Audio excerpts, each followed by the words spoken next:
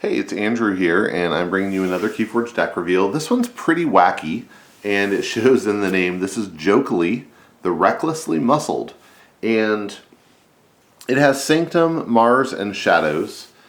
And I'm really excited about this deck because it's my first deck that I've opened with a Legacy card. So I will show that to you. You'll have to find out what it is when it comes up. It has some fun Amber Control stuff in Sanctum, as well as some interesting shenanigans in Mars, and some interesting interactions there between the two. And then and then Shadows. And unfortunately, so this one I opened when I was down in San Diego, and we decided between me and Mark and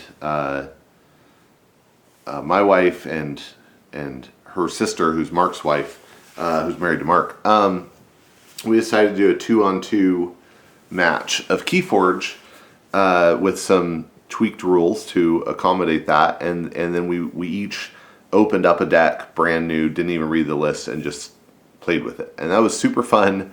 I ended up spilling Kelly, that's my sister-in-law. I ended up spilling her water on my deck in the middle, and I get pretty upset at that kind of thing. I was kind of glad it was me. And then Mark jumped up and grabbed a hairdryer, and we tried to start rescuing the cards. And then I sleeved them afterward, and they turned out okay, but they're definitely not perfect. So, oh well, that's life. But it's still, it's still playable, and it's fun and weird. So, all right. I'll stop blathering on about that and go into it. So this is Jokely, the Recklessly Muscled. Starting in Mars, we have Collector Worm, 2 power, 5 armor, and when it fights, you archive the creature it fights.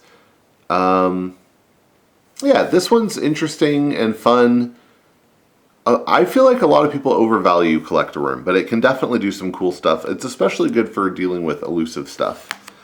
Ixixli Fixfinger is 2 power, 2 armor, elusive, and each other Martian creature gets +1 armor. It's important to realize it's Martian, which is a trait, not Mars, which is a house. So Collector Worm's a beast. Collector Worm doesn't get an extra armor because it's not a Martian.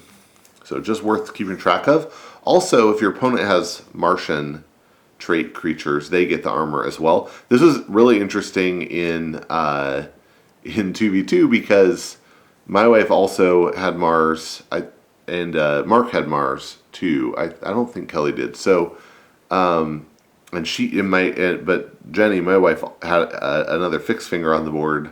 So it was really interesting. Mindworm is a 1 power beast with elusive, and before the fight, the creature it's fighting deals damage equal to its power to each of its neighbors. That can potentially be pretty cool. Then we have a Mothergun, which is an artifact back from Call the Archons that can exhaust to reveal any number of Mars cards from your hand, and then you deal damage to a creature equal to the number of cards you revealed. So that's some interesting spot board control. We have another one. Oh, that's 3. Interesting. Oh, that's 4 Motherguns. Interesting, right? So what can you do with 4 Motherguns? Well, at one point I had 3 Motherguns out, and I might have 2 Mars cards in my hand, but I could just do 2 spot damage to a bunch of things. That kind of turned out pretty cool. Yeah, it's a lot, but it kind of worked out. It was interesting. Think Drone, 3 power. When you reap, you can archive a friendly creature or artifact from play. This is really good if you have creatures with strong play effects. This is back from Call the Archons 2. I definitely underestimated the power on this card when I first saw it. It's more powerful than I initially gave it credit for. And there's 2 of them in here. Then we have Xanthax Harvester, 3 power. When you reap with it, it gains an extra 1, but it can't be used while it has a non-Mars neighbor. Then we have Destroy Them All, which destroys an artifact, a creature, and an upgrade. Yeah, you can do pretty cool stuff with that. And I guess if the only upgrades on the board are yours, you're not going to be too sad. Then we have Sniffer, bonus amber. It's an artifact, and when it exhausts for the remainder of the turn, each creature loses elusive. So that's it for Mars. The bummer thing I just noticed is there's only one bonus amber in the whole Mars set. So you're not going to be like doing crazy amber gain, at least not getting stuff on the board. But it does have pretty decent board control and some decent reap effects. Then we go to Sanctum. And in Sanctum, we have Lion Baltram. He's pretty cool. 4 power with deploy, and its neighbors get +2 power. And that's a constant effect, so if it's next to something and that thing dies, then the thing that slides over now has +2 power. So that's useful. Blinding Light, bonus amber, and you choose a house, stun each creature of that house. There's 2 of them in here. I love Blinding Light. Happy to see it. It's back from Coda. Chal has 4 power, 2 armor, deploy, and taunt. Yeah, that's solid. You put him next to Lion, and now suddenly he's 6 power with taunt, and that's a pretty annoying setup to have to deal with. Merrick the Marked has 5 power with 1 armor, and after that armor prevents damage, you capture 1 for each damage that was prevented. So that's some decent capture there. And then we have Sir Marrows, who's 4 power with 2 armor, and after your opponent gains amber by reaping, it goes on Sir Marrows instead of their amber pool. He captures it. That's pretty cool. And there's 2 of them. Now, if you have 2 out and your opponent reaps, they get to decide which one it goes on. They get to decide which effect triggers first. Then we have Take Hostages, bonus amber, and for the remainder of the turn, each time a friendly creature fights, it captures 1, and there's 2 of those. So again, lots of amber control in here. The Spirit's Way is maybe a little counterproductive here. It's an action that destroys each creature with power 3 or higher. That's going to kill your Sir Marrows, your Merrick, your Chal, Lion, everything in here. And it'll kill quite a bit of the Mars setup too. Only these ones it won't. So that's probably often going to be a discard, but once in a while it could be good. And then we have Lord Golgotha, who's 5 power, would also die to Spirit's Way, and 2 armor, and before it fights you deal 3 damage to each neighbor of the creature it's fighting. That's a really powerful board clear effect. And then the star, we have Oath of Poverty. And Oath of Poverty gains a bonus amber, destroys each of your artifacts, and gains you 2 amber for each artifact destroyed this way. Now, we didn't have any artifacts in Sanctum, but remember in Mars, we had the Sniffer plus 4 Motherguns. So, it's not bad. I mean, you end up with you have 3 Motherguns on the table, you're using them a little bit, and then you get Oath of Poverty, and you destroy them and gain 7 amber. I mean, that's pretty fantastic. So, I think I'd be sad about the Motherguns if not for Oath of Poverty. That actually makes it pretty good. And there's so many artifacts in here that unless you get Oath of Poverty in your very first hand, you're probably going to get some bonus amber that way. In Shadows, we have Furtive Investors, which has a bonus amber, and then if your opponent has more amber than you, you gain 1 amber for each key they have forged.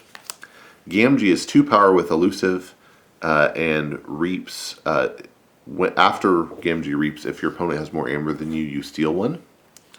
Then we have 2 copies of Knuckles Bolton, who's 3 power with elusive and skirmish. I'm not in love with it, but it can be okay sometimes. 2 copies of Nerve Blast, back from Coda, and this is fantastic. I love seeing the Nerve Blast. Steal 1, and if you do, deal 2 damage to a creature. And then we have Throwing Stars. Deal 1 damage to up to 2 creatures and gain 1 for each creature destroyed this way.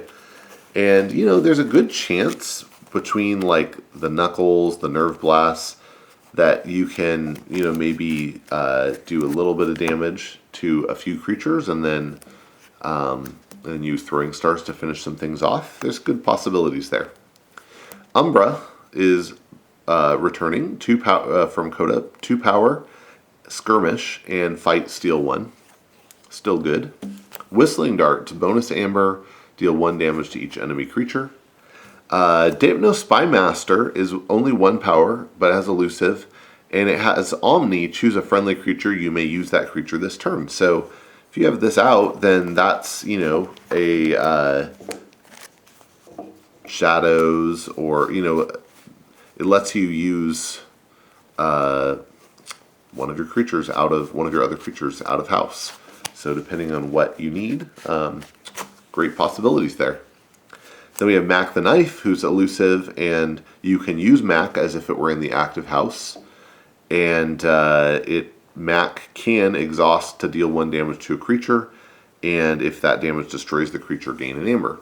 So interesting stuff going on there.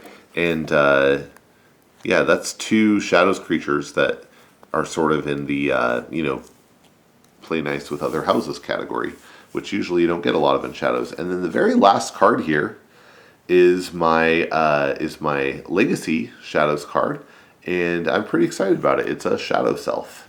Yeah, 9 power. It deals no damage when fighting, but damage that would go to its neighbors, to its non-specter neighbors, which right now is everything, would go to it instead. So that's pretty cool. That's really nice to have next to the Spymaster, and yeah, just kind of a cool creature to have legacied in. So I'm pretty excited about that. Well, that's that. That is Jokely the Recklessly Muscled, and like I said, just some funny stuff there. I feel very silly about the quantity of Motherguns, but if you get them out there and then get an Oath of Poverty, then it makes it all worth it. And I'm definitely not sad about having that set up. Have not got to play this competitively yet, but I'm excited to do it. And anyway, I hope you enjoyed this video and that you will keep forging.